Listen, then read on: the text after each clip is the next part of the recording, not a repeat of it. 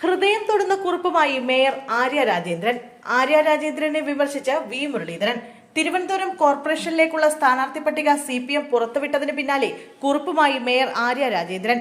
പാർട്ടിക്കും ഒപ്പം നിന്നവർക്കും നന്ദി പറഞ്ഞുകൊണ്ടാണ് ആര്യയുടെ കുറിപ്പ്. മഴ പെയ്താൽ ചോർന്നൊലിക്കുന്ന ഒരു വീട്ടിൽ നിന്നും 21 വയസ്സുള്ള പെൺകുട്ടി ഈ വലിയ നഗരത്തിന്റെ മേയറായി ചരിത്രം എഴുതുമ്പോൾ സാധാരണക്കാരന്റെയും തൊഴിലാളികളുടെയും പാർട്ടിക്ക് മാത്രമേ ഇങ്ങനൊരു തീരുമാനമെടുക്കാൻ കഴിയൂ എന്ന് ചരിത്രം പറയും. ഇനിയും സംഘടനാ പ്രവർത്തന രംഗത്ത് നിലവിലെ ചുമതലകൾ നിർവഹിച്ച് ജനങ്ങൾക്കിടയിൽ ഉണ്ടാകുമെന്നും ആര്യ വ്യക്തമാക്കി. തന്റെ നേട്ടങ്ങൾ എണ്ണിപ്പറഞ്ഞുകൊണ്ടായിരുന്നു ആര്യയുടെ കുറിപ്പ്. തിരുവനന്തപുരം നഗരസഭയിലെ സ്ഥാനാർത്ഥികളുടെ ആദ്യ പട്ടിക LDF പുറത്തിറക്കിയിരുന്നു. 101 സീറ്റുകളിൽ 93 മണ്ഡലങ്ങളിലെ സ്ഥാനാർത്ഥികളെയാണ് പ്രഖ്യാപിച്ചത്.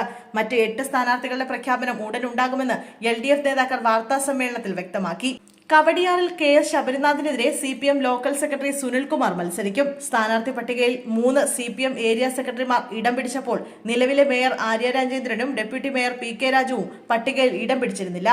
അതേസമയം മേയർ ആര്യ ഇത്തവണ തെരഞ്ഞെടുപ്പിൽ ഇല്ലെന്ന് പ്രഖ്യാപിച്ചതോടെ രൂക്ഷമായി വിമർശിച്ച BJP നേതാവും മുൻ കേന്ദ്ര സഹമന്ത്രിയുമായ വി മുരളീധരൻ രംഗത്തെത്തി.